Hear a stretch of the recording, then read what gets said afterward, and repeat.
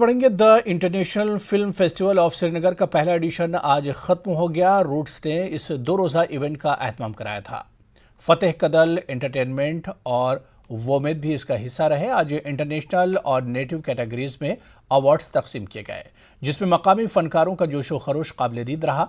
पाकिस्तान की best short film silent और best documentary भूमचू को इंटरनेशनल कैटेगरी में अवार्ड दिया गया।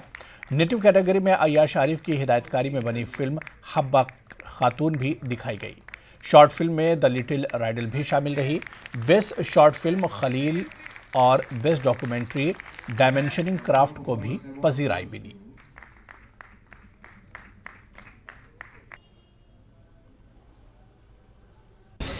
इसमें 10 मुल्कों से 100 एंट्रीज आई थी और out of 130 films, short films and music albums were shortlisted for this event, for this international film festival। और वोमेद ग्रुप की तरफ से ये तीसरा फिल्म फेस्टिवल है।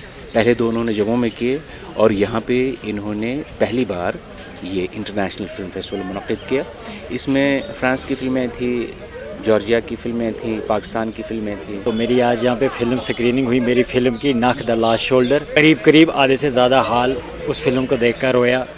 तो हमें वहीं पे पता चला कि नहीं, हम इस फिल्म को किसी हद तक बनाने में ज़रूर कामयाब हुए हैं। प्लेटफॉर्म मिला है कि नहीं, अब कश्मीर में भी हो रही है ये चीज़ें, क्योंकि ये चीज़ें हम सिर्फ बाहर ही देखते थे कि नहीं किसी की फ़िल्म आ रही है, और यहाँ पे हमारे कश्मीर की फ़िल्म्स चली हैं जो हमारे लिए, हम आर्टिस्टों के लिए, सारे आर्टिस्ट्स के लिए बहुत